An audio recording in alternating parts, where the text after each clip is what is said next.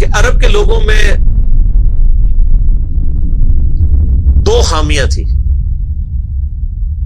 Number 1 چٹے ان پڑھ جاہل اجڈ، حتیٰ کہ انہیں باقی لوگ امی کہا کرتے تھے.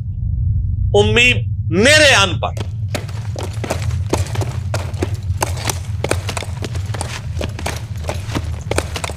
دوسری خامی تھی کہ یہ لوگ آپس میں لڑتے رہتے تھے، خاندانوں کے خاندان ختم ہو جاتے تھے. پانی پینے پلانے کے اوپر جھگڑا ہوا ہے تو 10 سال لڑائی ہو رہی ہے. یہ دو خامیاں تھیں. نمبر 1 چٹے ان پڑھ، نمبر 2 لڑاکو لیکن آپس میں. لیکن دو خوبیاں بھی تھیں. ایک خوبی یہ تھی کہ یہ ٹف ماحول کے عادی تھے، ریگستان کے رہنے والے، گرمیوں میں یعنی اتنے مشکل سفر کرنے والے، اونٹ کے اوپر مہینوں کے سفر، تھوڑا سا ساز و سامان کے ساتھ. اور دوسری خوبی یہ تھی کہ یہ جب کسی کو زبان دے دیتے تھے نا، پھر گردن ہی کٹتی تھی، پیچھے نہیں ہٹتے تھے، چاہے کسی دشمن کو بھی زبان دی ہے. اللہ نے ان کی یہ دو خوبیاں یوٹیلائز کر لی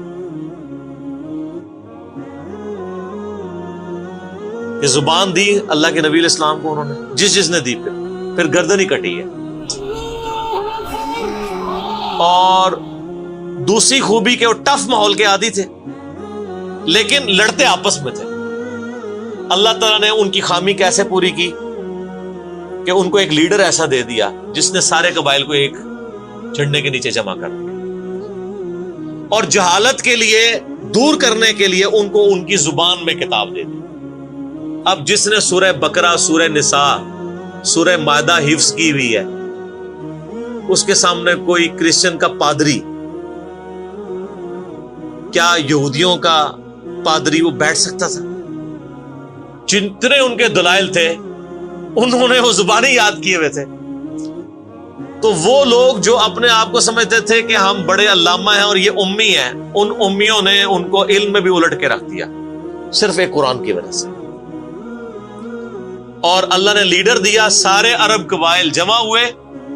وہ عربی جو آپس میں لڑتے تھے انہوں نے کبھی یہ سوچا بھی نہیں تھا کہ اگر ہم ایک جھنڈے کے نیچے جمع ہو جائیں تو ہم دنیا کی سپر پاورز کو الٹ سکتے ہیں، رومن اور پرشین امپائر کو.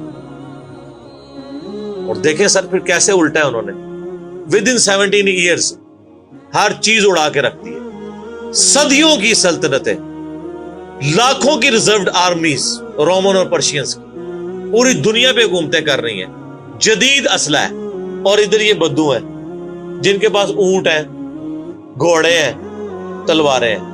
نہ منجنیق انہوں نے کبھی دیکھی، نہ ان کے پاس اس طرح کے ہاتھی بڑے بڑے جو پرشینز کے پاس تھے. بس چل پڑے، کلمہ پڑے اور نکل کھڑے ہوئے. پھر دنیا نے دیکھا کہ ہر چیز کو الٹ کے رکھ دی، انہی کے اسلحے ان سے چھین کے انہی کو الٹ دیا.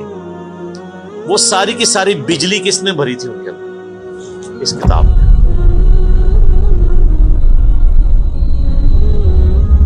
یہ کتاب تھی، کتاب پڑھتے تھے، ایمان تازہ کرتے تھے. جہاد کا کیوں ذکر ہے اتنا قرآن کے اندر؟ کیونکہ اللہ نے ایک ایسی امت اٹھانی تھی جس نے تلوار کے زور پہ اکھاڑنا تھا رومن اور پرشین. ہم مانتے ہیں کہ اسلام تلوار کے زور پہ پھیلا ہے، لیکن یہ تصویر کا ایک رخ ہے.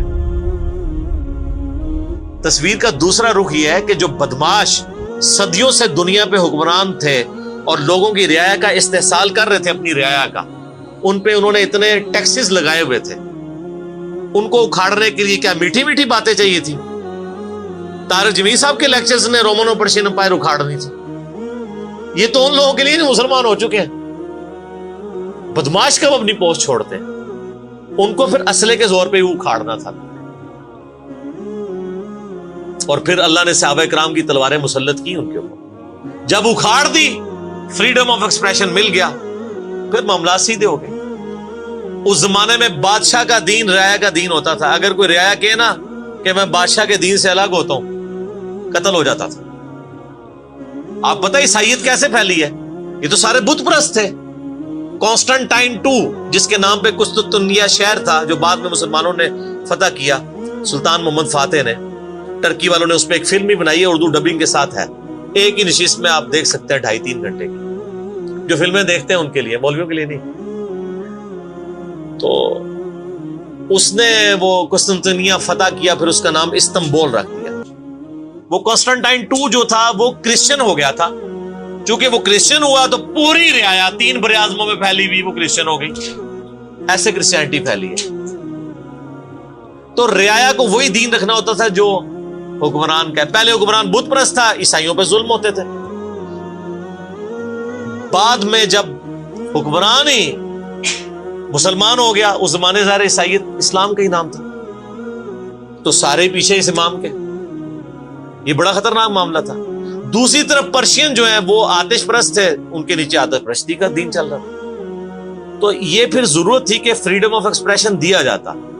اسلام نے تلوار کے زور پہ ان کو اکھاڑا، ان کی بدماشیاں ختم کی، اور ایسی ختم ہوئی کہ بخاری مسلم کی حدیث ہے، نبی علیہ السلام نے فرمایا ان قریب کیسر ختم ہو جائے گا، پھر قیامت تک کوئی کیسر نہیں ہوگا. ہائے ہائے ہائے سر، یہ پروفیسیز اللہ کی تائید کے ساتھ ہی کوئی دے سکتا ہے. ان قریب کسرا ختم ہو جائے گا، قیامت تک کوئی کسرا نہیں ہوگا. دیکھ لیں 1500 سال ہو گئے ہیں، نہ رومن امپائر دوبارہ بنی، نہ پرشین امپائر دوبارہ بنی. حتیٰ کہ اب تو وہ کانسیپٹ ہی ختم ہو گئے، ملکوں والا کانسیپٹ آ گیا. اور اس زمانے میں یہ بات کرنا ایک ایسے شخص کا جس کے اوپر ایمان لانے والے گنتی کے لوگ ہوں، بہت بڑی بات. اور اللہ نے پھر اکھڑوایا. اور آج فریڈم آف ایکسپریشن ایسا ہے کہ آج تلاوت ہو رہی ہوتی ہے تو ٹرمپ بھی بیٹھ کے سن رہا ہوتا ہے. کیوں؟ حالانکہ وہ کرسچن ہے. فریڈم آف ایکسپریشن آ گیا.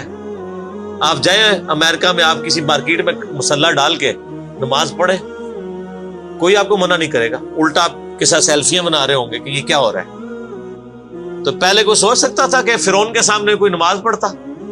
جادوگروں نے ذرا سی بات کی، ایمان لے کے آئے تو میں تمہیں سولی دے دوں. تو یہ اسلام اس دور جدید کا خالق ہے، اور یہ دور جدید کو تخلیق جو اسلام نے دی ہے وہ قرآن کے ذریعے.